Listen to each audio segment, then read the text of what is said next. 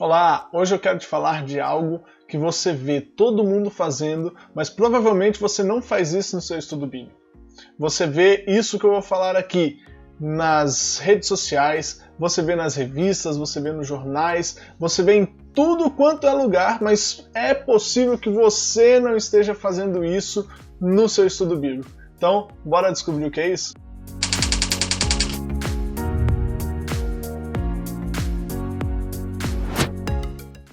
Pois bem, estamos aqui no Projeto 183, são 183 dias aprendendo a estudar as Escrituras através do livro de Salmos. E hoje nós estamos no dia 59 e o salmo de hoje é o Salmo 54. Eu separei esse salmo aqui na Nova Versão Internacional. Mas antes de começarmos de lermos o salmo, eu quero te dar dois avisos. O primeiro aviso é que nos dias 28, 29 e 30 de setembro nós faremos a Jornada do Despertamento Bíblico. Jornada do Despertamento Bíblico.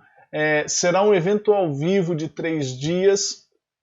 Terá 1 hora de duração cada dia e será muito impactante. Será muito diferente de tudo que a gente vem fazendo até aqui, que é justamente para despertar você, para despertar o cristão para a Bíblia, ok? Então será um evento 100% gratuito, é um evento 100% online e, com certeza, como todo o nosso trabalho aqui, 100% bíblico, ok?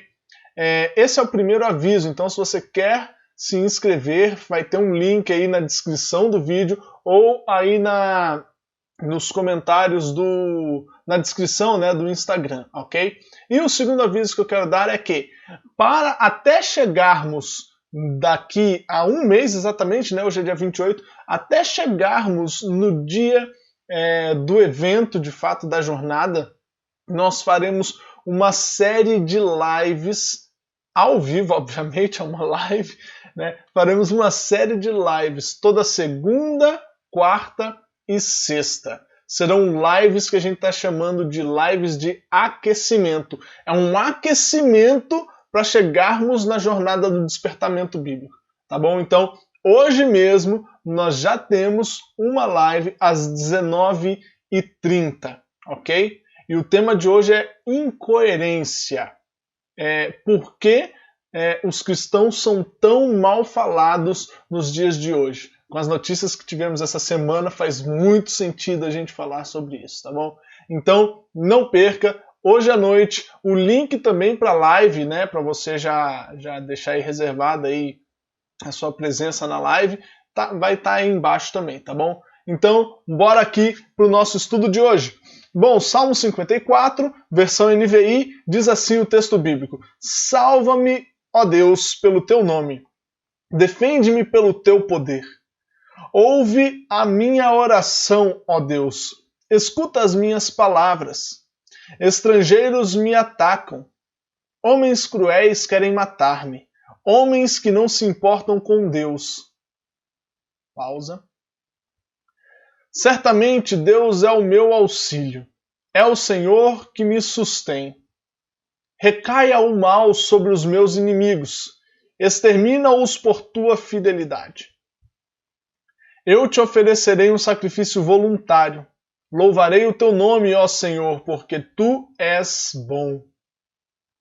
Pois ele me livrou de todas as minhas angústias, e os meus olhos contemplaram a derrota dos meus inimigos. Pois bem, um salmo bastante curto, com começo, meio e fim.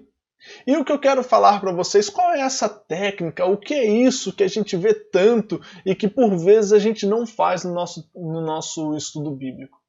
É justamente o fato de nós dividirmos o texto em parágrafos. O que é um parágrafo? Um parágrafo nada mais é do que uma unidade de texto que capta toda uma ideia e que faz a divisão entre as partes do texto. Cada parte do texto, cada ideia do texto, geralmente é separada em um parágrafo. Só que geralmente, a grande maioria das Bíblias não trazem esse tipo de divisão. Geralmente a única divisão que as Bíblias trazem é a divisão por capítulos e versículos. Mas tem uma ou outra versão, como por exemplo a versão da Bíblia Viva, que por vezes traz o texto dividido em parágrafos. Mas o que é interessante? O porquê é interessante dividirmos o texto em parágrafos? Justamente para a gente perceber cada ponto do texto. E assim, quando a gente percebe cada ponto do texto, a gente vê a progressão que o autor está fazendo nas suas ideias até chegar a uma conclusão. E assim fica muito mais fácil a gente perceber tudo que o autor quer dizer, a gente perceber principalmente qual é o grande objetivo do autor. Então vamos lá, olha só. Vamos dividir primeiramente esse texto em parágrafos. Deixa eu colocar aqui letrinha preta aqui, ok. Bom, olha só. Diz assim: salva-me, ó Deus, pelo teu nome, defende-me pelo teu poder. Ouve a minha oração, ó Deus, escuta as minhas palavras.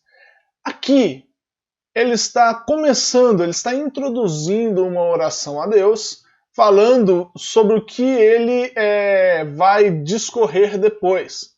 Então, defende-me pelo teu poder, salva-me, ouve a minha oração, ó Deus, escuta as minhas palavras. Então, ele está aqui introduzindo a sua oração, ok? Deixa eu já colocar aqui em cima. Aqui ele faz uma introdução da oração que virá a seguir.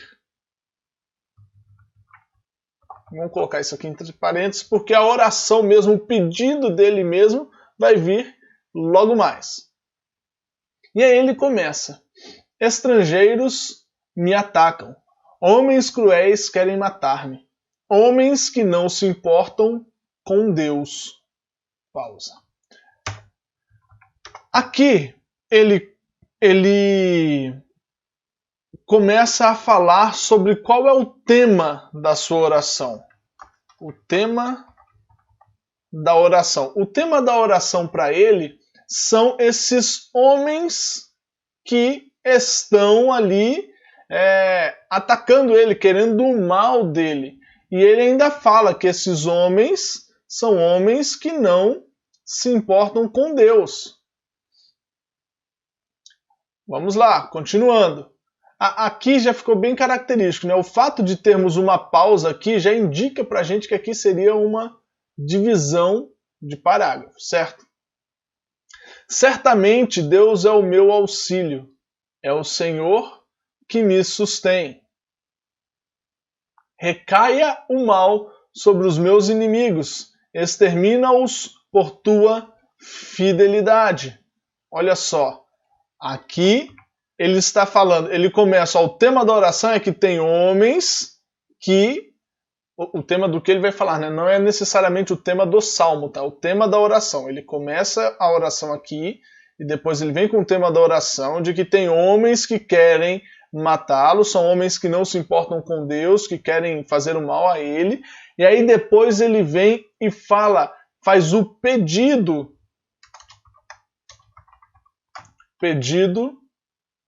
da oração, ou a oração em si, não é verdade? Vou até colocar aqui a oração em si. A oração de fato dele é uma declaração de quem Deus é, uma declaração de confiança em Deus, ok? Aqui tem uma declaração de confiança em Deus. E por causa disso, ele faz o seu pedido, ou qual é a oração dele? Por que ele chega diante de Deus, de fato? Para pedir que recaia o mal sobre os seus inimigos. Para pedir a Deus, conforme ele está falando aqui em cima, que Deus o salve. E o recaia o mal sobre os inimigos, eu já expliquei isso lá no começo do Projeto 183, não quer dizer que eu e você tenhamos essa prerrogativa de orar para que os nossos inimigos sejam destruídos. Não. Cristo, na revelação progressiva, algo também que eu já ensinei aqui no 8.3, Cristo, pela revelação progressiva, ele já nos mostrou que nós devemos amar os nossos inimigos, ok? Amar os nossos inimigos. Inclusive, ontem o pessoal do Grego lançou um vídeo sobre uma música que eu pedi para eles lançarem, para eles analisarem, né? Uma música muito linda que fala sobre, o tema dela é Quero Aprender com Jesus. E eles trouxeram muitos textos bíblicos falando exatamente sobre isso, sobre amar os inimigos, sobre amar uns aos outros e amar os inimigos. Vale muito a pena você ir lá no canal do Grego e assistir. Eu vou deixar o link do vídeo aqui embaixo também, caso você queira assistir esse vídeo do Grego, tá bom? Pessoal, muito 10 mesmo. Ok, fechado parênteses. Então, recai ao mal sobre os meus inimigos é o pedido do salmista. Extermina-os por tua fidelidade. Então ele está mais uma vez falando, olha, eu estou te pedindo isso, Senhor, por causa da confiança. Olha aqui, nesses dois pontos está a confiança, a declaração de fé do salmista. Ok? E por fim, nós temos aqui a conclusão da oração, ou a consequência da oração. O Senhor, fazendo tudo isso, ele diz, eu te oferecerei um sacrifício voluntário, louvarei o teu nome, ó Senhor, porque tu és bom, pois ele me livrou de todas as minhas angústias, e os meus olhos contemplaram a derrota dos meus inimigos. Olha que interessante. Nós dividimos todo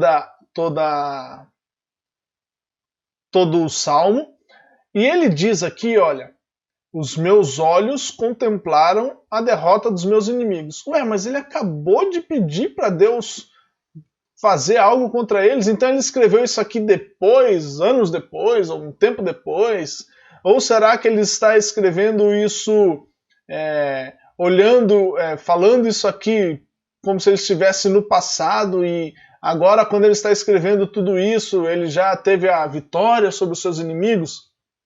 Pode ser uma coisa ou outra, mas o que mais me dá a entender aqui, o que mais a gente pode perceber aqui, é que esta confiança do salmista em Deus, ela é uma confiança plena, de tal maneira que ele olha para tudo que Deus já fez, e aqui ele está olhando para tudo que Deus já fez na vida dele, e ele tem convicção de que tudo aquilo que Deus já fez, Deus pode fazer novamente, e Deus, por sua fidelidade, assim o fará. Então veja, nós dividimos aqui o Salmo, ele tem 4 parágrafos, ok? Primeiro parágrafo, ele introduz a oração, ele começa a clamar a Deus, ele faz uma introdução, depois ele apresenta o seu tema e ele fala, olha, Senhor, tem homens me atacando, e eu vou falar com o Senhor sobre isso, e eu tenho um pedido sobre isso. E esses homens, eles não se importam com Deus, eles não temem o Senhor.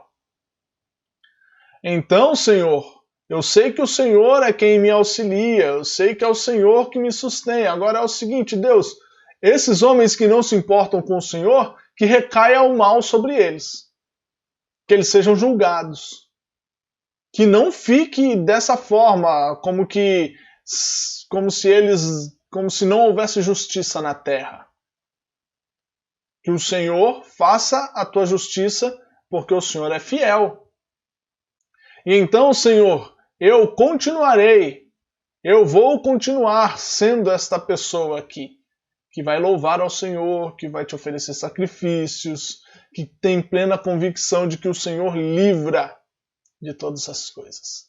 Você consegue perceber, olha só, uma divisão de parágrafos que consegue nos mostrar exatamente por onde o salmista está trilhando. Olha, ele introduz, ele apresenta o tema, ele faz um pedido e então ele conclui a sua oração.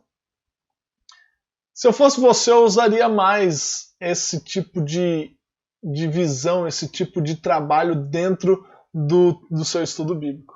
Porque faz muito sentido. Te ajuda muito a perceber todo o texto.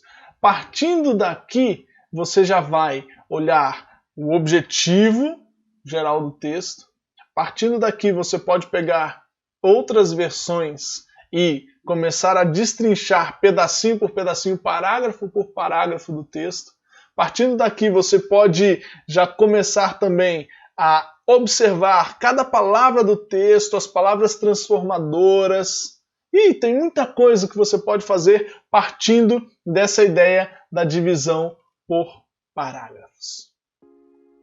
Veja só, algo que super simples e que pode transformar seu estudo bíblico. Agora, para não ficarmos sem uma aplicação nesse estudo de hoje, olha, independente do que Deus fizer a respeito daqueles que têm lhe feito mal, independente do que Deus fizer aqui, nesses nossos dias, sobre estas pessoas, tenha a convicção de que o ímpio, os homens que não se importam com Deus e que continuarem assim por toda a sua vida, um dia encontrarão um julgamento. E esse julgamento terá um juízo eterno. E que nós hoje possamos orar pelos nossos inimigos. Que você hoje possa orar pelos seus inimigos. Porque o Senhor, Ele é bom e o Senhor, Ele deseja salvar. Imagina só se a igreja quisesse a morte daquele grande algoz da igreja lá nos primeiros anos, que era Saulo de Tarso.